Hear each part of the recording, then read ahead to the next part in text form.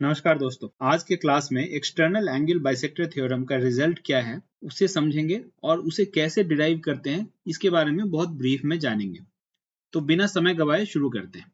देखो, external angle bisector theorem क्या कहता है वो मैंने स्क्रीन पे आपके लिए लिख दिया है, तो वर्ड बाय वर्ड इसे समझने की कोशिश करते हैं। External bisector of an angle of a triangle. तो यहाँ सबसे इंपॉर्टेंट वर्ड क्या है? External bisector. इसे समझने के लिए सबसे पहले एक ट्राइंगल बना लिया। अब देखो, ये जो ट्राइंगल ABC है, इस ट्राइंगल में 3 एंगल होते हैं, ये हम सभी को पता है, और तीनों का सम 180 होता है। पर ये जो तीनों एंगल है 1, 2 और 3, ये तीनों एंगल 1, 2 और 3 इसके इंटरनल एंगल हुए। लेकिन अगर इसका कोई एक साइड, सपोज ये BA साइड को अगर हमने आगे प्रोड्यूस कर दिया, तो एक एंगल ये यहां भी बना, ये हुआ हमारा एक एक्सटर्नल एंगल। सिमिलरली अगर इस साइड BC को मैंने इधर को प्रोड्यूस कर दिया, तो एक एंगल ये भी बना, ये भी हुआ one of the external angle. Similarly अगर इस साइड AB को मैंने ऐसे प्रोड्यूस कर दिया, तो ये भी हमारा बन गया एक एक्सटर्नल एंगल। तो इससे आप ये समझ सकते हो कि ट्राइंगल के किसी भी साइड को अगर हम एक तरफ प्रोड्यूस कर दें, जैसे यहाँ पे इसे प्रोड्यूस किया, तो उस प्रोड्यूस्ड रे और another side of the triangle, यहाँ पे ये वाली रे, इस रे को AC साइड के साथ जो एंगल बन रहा है वो हुआ एक्सटर्नल एंगल। सिमिलरली यहाँ पे ये वाली जो रे है, ये AC के साथ जो एंगल बना रही है, ये हुआ एक one of the external angle. Similarly यहाँ पे AB को प्रोड्यूस किया, तो ये रे BC के साथ जो एंगल बना रही है, ये हुआ अनदर एक्सटर्नल एंगल। अब external bisector of an angle. External bisector का क्या मतलब हुआ? ये जो एक्सटर्नल एंगल्स बने हैं, जैसे कि ये हमारा एक एक्सटर्नल एंगल है, इसे जो बाइसेक्ट कर रही है लाइन, ये लाइन ऐसी होगी जो इस एंगल को, इस वाले एंगल को दो बराबर पार्ट में बांट देगी, एंगल 4 और 5, जहां पे angle 4 will be equals to angle 5। Similarly ये भी एक एक्सटर्नल एंगल है। एक लाइन ऐसी भी हो सकती है जो इस पूरे एंगल को दो बराबर पार्ट में बांट दे। ये वाला एंगल अगर 6 है और ये 7 है, तो angle 6 will be equal to angle 7। तो ये हो गई हमारी एक्सटर्नल बाइसेक्टर लाइन। सिमिलरली इस एंगल को भी कोई एक्सटर्नल बाइसेक्टर बाइसेक्ट करेगा ही। तो उम्मीद करता हूँ ये external bisector of an angle of A triangle, ये वाला फ्रेज समझने में अब कोई दिक्कत नहीं होगी। आगे बढ़ते हैं। External bisector of an angle of a triangle divides the opposite side externally. देखो यहाँ पे एक एग्जांपल मैंने बना रखा है, ये ट्राइंगल ABC है, इसमें अगर BA को हमने आगे को प्रोड्यूस कर दिया है, तो ये एंगल, ये वाला जो एंगल है, बड़ा वाला एंगल, ये एक एक्सटर्नल एंगल हुआ। अब इस एक्सटर्नल एंगल को AD बाइसेक्ट कर रहा है बराबर एंगल्स में। ये जो AD है, ये इसे बाइसेक्ट कर रहा है। ये साइड BC को हमने आगे प्रोड्यूस किया है, तो वो इस बाइसेक्टर को D पे जाके मीट कर रहा है। क्या कह रहा है हमारा theorem? Divides the opposite side externally. Opposite side कौन सा हुआ? BC हुआ। अब BC को इंटरनली अगर डिवाइड करता तो यहाँ पे एक पॉइंट होता है E, पर ऐसा यहाँ पे है नहीं, इसे एक्सटर्नली डिवाइड कर रहा है।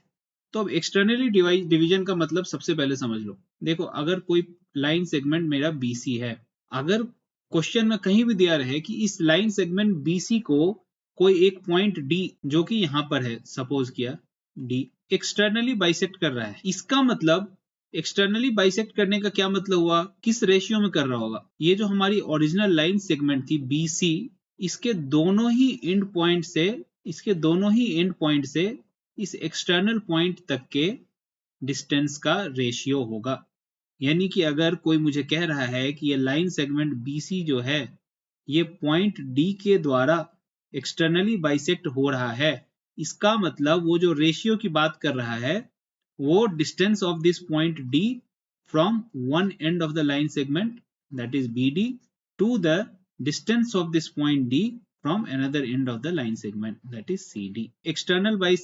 एक्सटर्नली बाइसेक्ट करने का मतलब हुआ जो लाइन सेगमेंट, हमारी ओरिजिनल लाइन सेगमेंट है BC, इसके दोनों ही छोर से उस एक्सटर्नल पॉइंट के डिस्टेंस का रेशियो। अगर ये क्लियर है तो फिर थ्योरम अब हमारा क्लियर हो जाएगा, इसमें कोई भी कंफ्यूजन नहीं रहेगा। देखो क्या कह रहा है, external bisector of an angle of A triangle, यानी कि ये AD divides the opposite side externally, opposite side यानी कि BC। अब ये पॉइंट D जो है, अगर BC को हमने आगे प्रोड्यूस कर दिया, तो ये मिल रहा है इस बाइसेक्टर को पॉइंट D पे, और पॉइंट D BC को एक्सटर्नली बाइसेक्ट कर रहा है। किस रेशियो में? In ratio of sides containing the angle. अब ये एंगल जो है, ये वाला एंगल, ये किस किस साइड से मिलके बना है? देखो, ये AB से मिलके बना है और AC से मिलके बना है। इसका मतलब ऑपोजिट लाइन सेगमेंट BC को पॉइंट D एक्सटर्नली बाइसेक्ट करेगा in the ratio AB by AC। उम्मीद करता हूं यह सभी को क्लियर हो गया होगा। तो BD by CD is equals to AB by AC, यही हमें यहाँ पे प्रूव करना है। अब ये प्रूव करने के लिए एक छोटा सा कंस्ट्रक्शन यहाँ पे हमें करना पड़ेगा। ये जो देख रहे हो AD, ये इस एक्सटर्नल एंगल को बाइसेक्ट कर रहा है।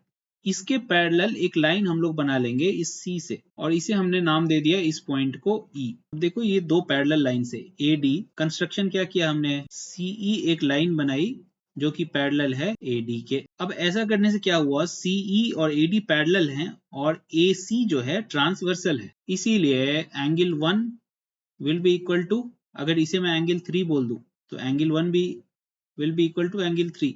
क्यों? क्योंकि ये ऑल्टरनेट एंगल्स हैं, ऑल्टरनेट एंगल्स।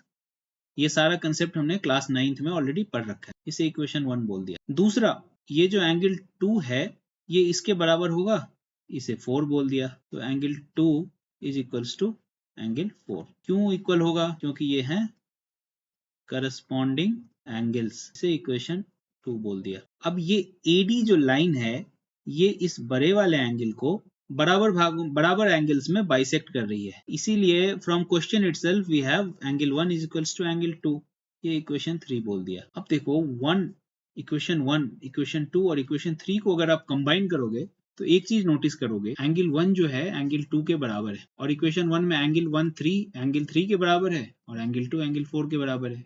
इसलिए इन तीनों को कंबाइन करके हमें क्या मिलता है, angle 3 is equals to angle 4। अब चूंकि एंगल 4 और ये 3 ये दोनों बराबर हैं, इसलिए ये जो ट्राइंगल AE और C है, ये एक आइसोसेलेस ट्राइंगल हुआ, यानी कि एंगल 3 के ऑपोजिट का जो साइड है AE और एंगल 4 के ऑपोजिट का साइड जो है AC, ये AE और AC ये दोनों बराबर होंगे। क्यों बराबर होंगे? Being sides opposite to equal angles in a triangle। वो ट्राइंगल कौन सा है? ACE, इसलिए ये बराबर होगा। तो इस रिजल्ट को हमने इक्वेशन 4 लिख दिया। अब देखो आगे बढ़ते हैं और फोकस ऑन ट्राइंगल ABD। ये ट्राइंगल AB और D, इस ट्राइंगल में फोकस करोगे तो बाय कंस्ट्रक्शन हमने क्या कंस्ट्रक्ट किया था, CE is parallel to DA, ये CE is parallel to DA, इसीलिए यूजिंग कोरोलरी टू BPT मतलब बेसिक प्रोपोर्शनलिटी थ्योरम, हमारे लिए क्या रिजल्ट आ सकता है? देखो, सब इस ट्रायंगल में ये देखो, सबसे बड़ा यानी कि AB, ये डिस्टेंस AB बाय ये छोटा यानी कि AE will be equal to ये वाला बड़ा BD बाय ये वाला छोटा, ये डिस्टेंस CD। अब AB बाय AE है यहाँ पर, इस AE को